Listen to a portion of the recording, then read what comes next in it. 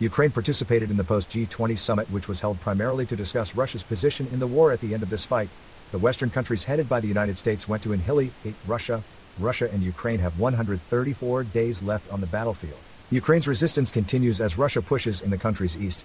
As for the world's eyes and ears, all countries are keeping a close check on the energy, oil and food crisis, especially in the news from the region.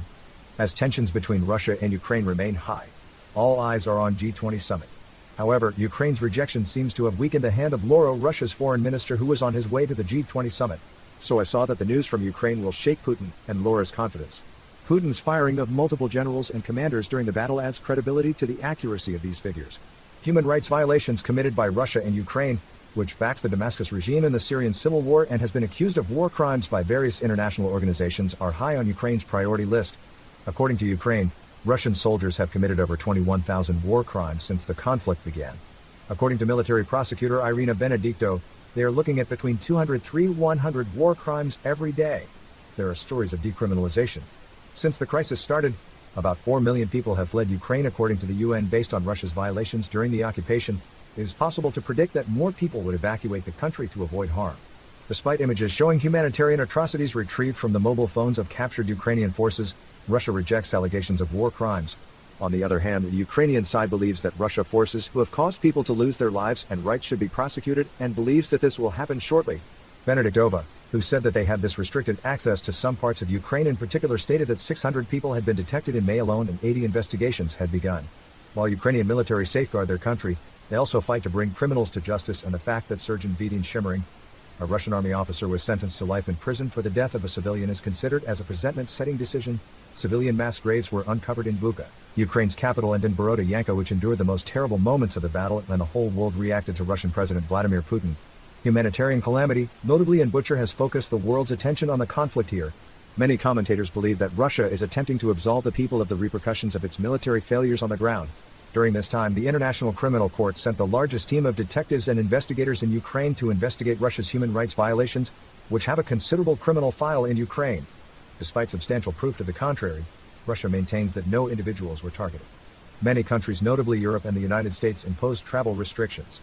In response to Russian Foreign Minister Sergei Lavrov's request that the G20 conference be held on Indonesia's Bali Island, the G20 meeting is noteworthy because it will be the first time foreign ministers have met face-to-face since the violence began on February 24th. The main topic of discussion at the summit will be Russia's invasion of Ukraine. But food, energy, and oil issues will also be addressed. One of the most fascinating issues about the meeting is whether U.S. Secretary of State Antony Blinken would meet with Russian Foreign Minister Sergei Lavrov. According to Blinken, such a meeting will not take place.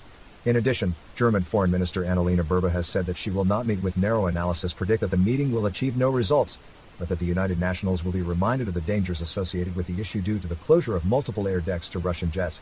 Lavrov may meet with foreign ministers from a range of countries.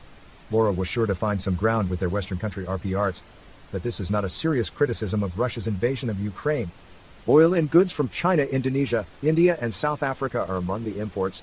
Meeting with Lavrov to go through the agenda issues. In a statement, Lavrov said that the situation is unfolding in a difficult manner and that all international parties must follow the law. Another important fact was China's rhetoric towards the United States and NATO. The Chinese Foreign Ministry spokesperson Jenna Legion acknowledged that so-called rules-based international order was formed by a few families to suit the interests of the United States government. According to Germany, this meeting will not take place under normal conditions. Indonesian President Joko Widodo, who has visited both Ukraine and Russia and seems to be serving as a mediator once his country's export to the restart, the US and China will meet at the G20 summit at the level of foreign ministers. But experts are worried about the meeting's agenda, which is riddled with ambiguity, and the key agenda item is the invasion of Ukraine. Western nationals led by the United States have threatened to boycott G20 meetings, but the U.S. State Department announced 2 days ago that Secretary of State Blinken would attend. Moreover, the same statement emphasized Russia's relaxed but serious attitude to diplomacy. The severity has yet to be observed, said Ned Price of the United States Department. We expect the Russians to provide us a reason to meet with Foreign Minister Lavrov on a bilateral basis. However, we observed rising antagonism against the Ukrainian people and country from Moscow. He had made his choice. This agenda also includes a debate on U.S.-China relations. According to U.S. Deputy Secretary of State Daniel Christian Brink, it will not lead to mass militias or conflicts. While the two countries' foreign ministers, who are often at odds, particularly in terms of economics and trade, are blinded, and the Chinese Minister Wine, one of the summit's principal actors, will meet. Another big development is going to place on Snake Island, with pronouncements from Russia and Ukraine. The important island or cliffs for Black Sea. Sovereignty remains on the table. Russia alleges it fired down Ukrainian forces trying to hoist flags on Snake Island. Although this has yet to be verified, grain storage facilities in Donbas and Snake Island were targeted. 35 tons of grain were found in one of the warehouses, according to Odessa authorities. According to Ukrainian authorities, no one was killed as a result of Russia's attack.